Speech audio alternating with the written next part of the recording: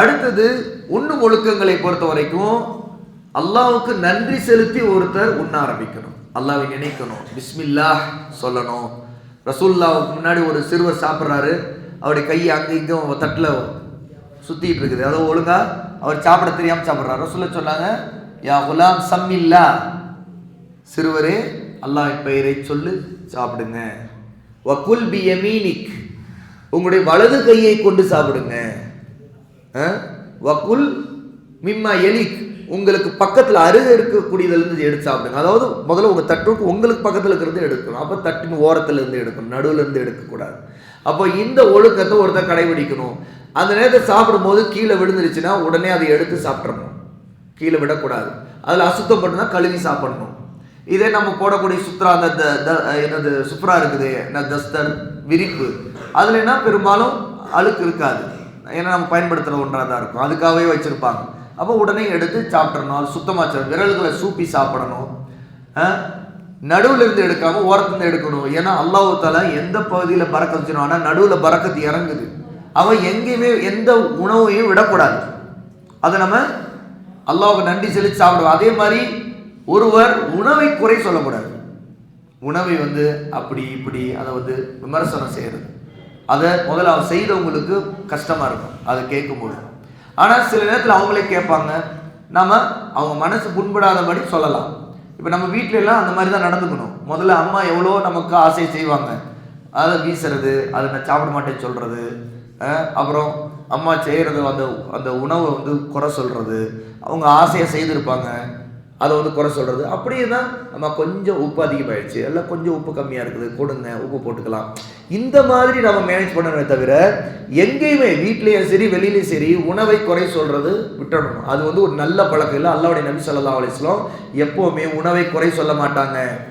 பிஸ்மில்லா சொல்ல மறந்துட்டோம் அப்படின்னா நடுவில் பிஸ்மில்லாஹி அவ்வலஹு வ ஆஹிரஹு அல்லது ஃபி அவ்வலிஹி வ ஆஹிரிஹி, இந்த மாதிரி நாம் அதன் ஆரம்பம் தொடக்கம், அதன் தொடக்கத்திலும் இறுதி வரையிலும் அல்லாஹ்வின் பெயராலே உண்ணுகிறேன் அப்படின்னு சொல்லிட்டு நாம் பிஸ்மில்லா சொல்ல மறந்துட்டா அந்த துவாவை சொல்லி கொள்ளணும். அடுத்து ரொம்ப சூடாக சாப்பிடக்கூடாது. ஏற்கனவே நீங்களே சொன்னீங்க, நம்ம உணவு ஒழுக்கங்களை பற்றி எல்லாரும் சொன்னப்போ ரொம்ப சாப்பிடணும், மிதமான சூட்டில் சாப்பிடணும். அதே மாதிரி பாத்திரத்தை வலித்து சாப்பிடணும், விரல்களால் வலித்து விரலையும் சூப்பி தெளிவாக தட்டை சுத்தமாக நம்ம சாப்பிடணும். சாப்பிட்ட பிறகு துவா ஓதணும். சரிங்களா? சாப்பிட்ட பின் அல்லாஹ் புகழ்பவரை அல்லாஹ் திருப்தி கொள்றான். யார் ஒருத்தர் அல்லாஹ் கொடுத்த அந்த ரிஸ்கை சாப்பிட்டுட்டு அல்லாஹ்வுக்கு நன்றி செலுத்துறான், அவர் மேலே அல்லாஹ் சந்தோஷப்படுறான். ஆகவே தான் பாருங்க அந்த துவாவை அல்ஹம்துலில்லாஹில்லதி அத்அமனி ஹாதா வரஸகனிஹி மின் கைரி ஹவுலின் மின்னி வலா குவா. ஏற்கனவே எல்லாரும் சொன்னீங்க. ஹாதா துஆம, இந்த உணவுன்னு அர்த்தம். ஹாதானா இதுன்னு அர்த்தம், அது உணவை தான் குறிக்கும். ஹாதா மட்டும் சொல்லலாம், அல்ல ஹாதா துஆம அப்படின்னு சொல்லலாம்.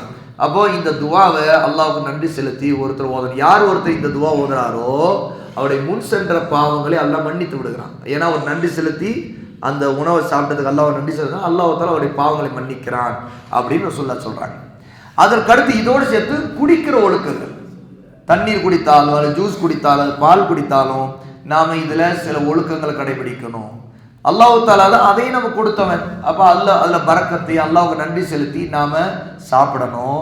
பாருங்க, அல்லாஹ் தஆலா குர்ஆன்ல சொல்றா, யா அய்யுஹல்லதீன ஆமனு, ஈமான் கொண்டவர்களே, குலு மின் தொய்யிபாத்தி மா ரஸக்னாக்கும், உங்களுக்கு வழங்கிய தூய்மையானதிலிருந்து உண்ணுங்கள்.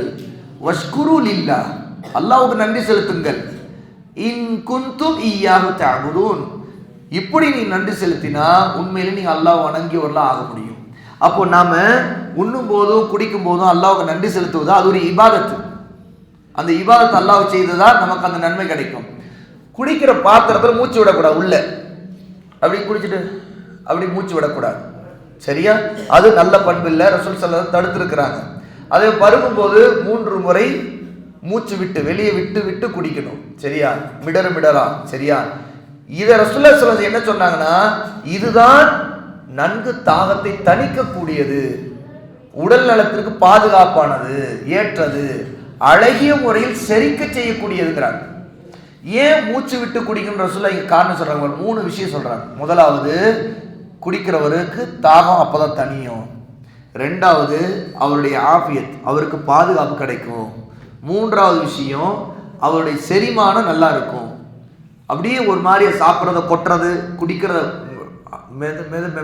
குடிக்கிறது இதெல்லாம் டைஜஷன் பிரச்சனையை கொண்டு வரும். ரசூலுல்லாஹ் நம்முடைய நபியே சொல்றாங்க. அப்போ இதில் எச்சரிக்கையாக இருக்கணும், இதில் இந்த ஒழுக்கத்தை கடைபிடிக்கணும். அதே மாதிரி நின்று கொண்டு குடிக்கக்கூடாது. எங்கே இருந்தாலும் எங்கேயாவது உட்கார்ந்து இடம் இருந்தால் தேடி அங்கே ஓரமாக உட்காந்து குடிக்க பார்க்கணும். சில நேரத்தில் தவிர்க்க முடியல, நம்ம எங்கே உட்கார இடம் இல்லாத நேரத்தில் நம்ம ஒரு சூழலில் சிக்கிட்டோம் அப்படின்னா அப்போ எல்லாம் மன்னிச்சிருவான். ஆனால் குடிக்க உட்கார்வதற்கிற வாய்ப்பு இருந்தும் அதை உட்காராமல் நம்ம குடிக்கிறது அது நல்ல பண்பு இல்லை. சரியா? அதே மாதிரி ஒரு அடியான், அதாவது சாப்பிட்ட பிறகும் அதை குடித்த பிறகு அல்லாஹ்வை புகழும் போது அல்லாஹ் அந்த அடியான் மீது திருப்தி கொள்கிறான் அப்படின்னு ரசூலுல்லாஹி ஸல்லல்லாஹு அலைஹி வஸல்லம் சொல்றாங்க. இதுலேயும் குறிப்பாக பால் குடித்த பிறகு நாம் இந்த துவா ஓதணும். அல்லாஹும்ம பாரிக் லனா ஃபீஹி வஸித்னா மின்ஹு. அல்லாஹுவே இதில் எங்களுக்கு பரக்கத் செய்வாயாக, இதில் அதிகப்படுத்தியும் தருவாயாக அப்படின்னு அர்த்தம். அப்போ அல்லாஹ்வோட பரக்கத்தை கேட்குற ஒரு துவா அது. பால் குடித்த பிறகு, இது பால் குடித்த பிறகு சொல்லலாம், பால் கலந்துருக்கிற டீ குடித்த பிறகு சொல்லலாம். சரியா? அது பால் கலந்துருக்கிற காஃபி குடித்த பிறகு சொல்லலாம். அல்லாஹும்ம பாரிக் லனா ஃபீஹி வஸித்னா மின்ஹு அப்படிங்கிற துவாவை ரசூல் ஸல்லல்லாஹு அலைஹி வஸல்லம் கற்றுக் கொடுத்துருக்காங்க. இதுவே விருந்தளித்த ஒரு இடத்துக்கு போகிறோம், நமக்கு ஒரு இடத்துக்கு போகிறோம், அங்கே நமக்கு விருந்து கொடுத்தாங்க. அப்போது நமக்கு விருந்து அளித்தவருக்காக நம்ம ஒரு துவா செய்யணும். அல்லாஹும்ம அத்இம் மன் அத்அமனி. அல்லாஹுவே எனக்கு உணவளித்தவருக்கு நீயும் உணவளி. வ அஸ்கி மன் அஸ்கானி. சரியா? எனக்கு பருக கொடுத்தவருக்கு அல்லாஹ் நீயும் பருக கொடு. அஸ்கி மன் அஸ்கானி. அப்போ எனக்கு குடிக்க கொடுத்தவருக்கு நீயும் குடி, அதாவது அவர் எனக்கு செய்தார், அல்லாஹ் நீ அவருக்கு கொடு அப்படின்னு நமக்கு யார் விருந்தளித்தாங்களோ அவங்களுக்கு இந்த துவா செய்யணும். இன்னொரு துவா பாருங்க. அல்லாஹும்ம பாரிக் லஹும் ஃபீமா ரஸக்தஹும் வக்ஃபிர் லஹும் வர்ஹம்ஹும். அல்லாஹ்வே இவர்களுக்கு நீ அவங்களுடைய உணவில் பரக்கத் செய், அவருடைய பாவங்களை மன்னித்து விடு, அவர்கள் மீது கருணை காட்டு அப்படிங்கிற துவாவையும் நாம் செய்யணும். இது விருந்தளித்தவருக்காக நாம் செய்ய வேண்டிய துவா. இதெல்லாமே உண்ணுதல் பருகுதல் சம்பந்தப்பட்ட ஒழுக்கங்கள்.